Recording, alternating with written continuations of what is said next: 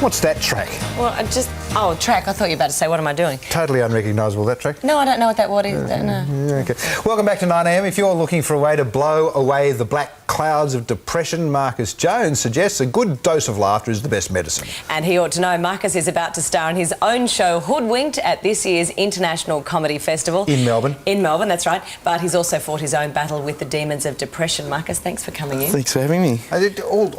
All comedians battle with demons of depression, don't they? Yeah. All comedians have a deep, dark side. I think there's definitely a dark side to it. The collective noun for a group of comics, I think, is a bitter of comedians.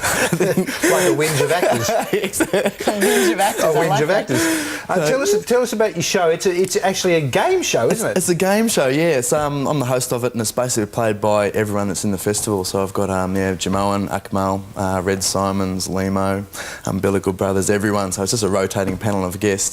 And it's just basically just capturing the spirit of the festival. It's just basically putting them on stage and creating an environment for them to fool around and be cheeky and play around with each other. Hopefully funny. Hopefully funny, yeah. So the idea of it is that they're given a word, is that right? And then... Yeah, it might be a word, it might be a collective noun. So what's the group of... A lyre of journalists?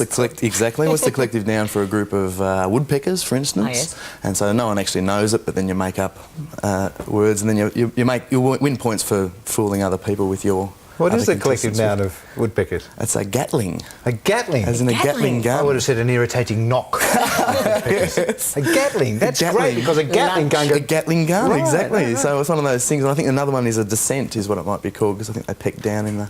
Really? Rotating order, yes. How about That's that? a quaint little English habit of naming, giving them strange names for collectives.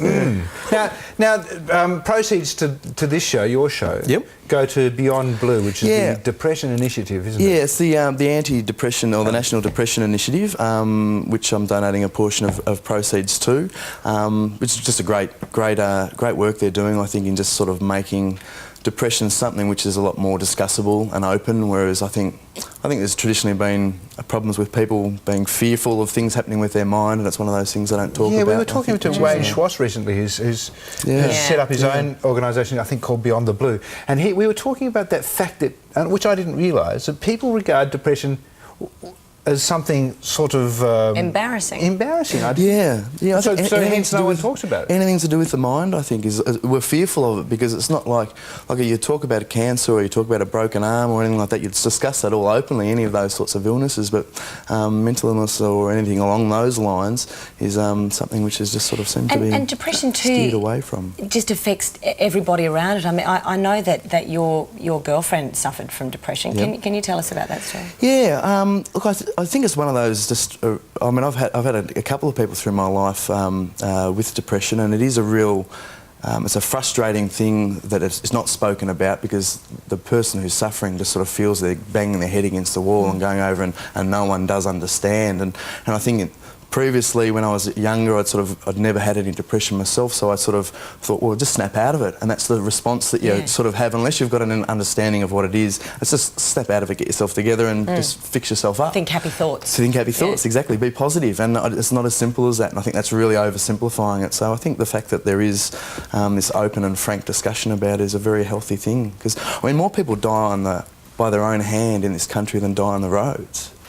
That's extraordinary. Because suicide is often a result of depression, isn't it? Absolutely, yeah. And I mean, look at the money that's sort of invested into educating people about road safety and things like that.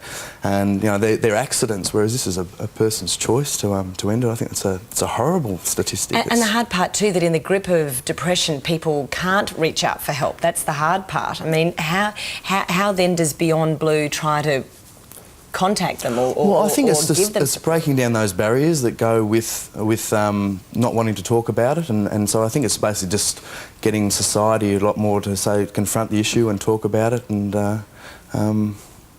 yeah. Well, but anyway, laughter is the best medicine. Laughter is the best medicine. The show's going to be much more funny than that. And I did touch on it earlier, but a lot of comedians do have a dark side from which they get a lot of humour, don't they? Yeah, absolutely. I think... and has that happened to you? I mean, do you have a dark side? You get humour from it? I probably would consider myself more of an exception, I reckon. I'm a fairly gregarious and cheerful sort of guy, but I think, Jamoan said to me that pessimism is a good way humour will come from a pessimistic outlook. That's where you'll find being pessimistic and cynical about people. That's where you'll find you'll get a good angle for humour.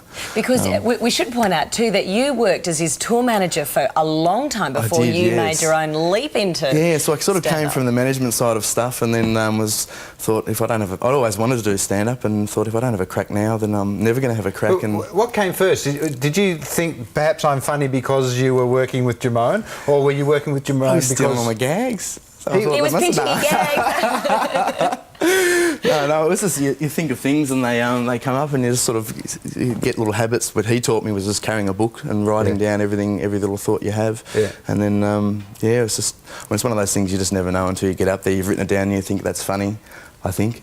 and then you've got to try it out. Get out there, exactly right. I couldn't imagine. What was the first time like, your virgin comedy attempt? attempt? Well, it was we were in Broome. Well, the first one with him was sort of a big gig. We were in Broome, and it was an open air gig, and it was rowdy, and they were a fairly drunk crowd. And I said, "Oh, can I go out there and have a go?" And he said, "Yep, go out there and stay until they stop chucking stuff."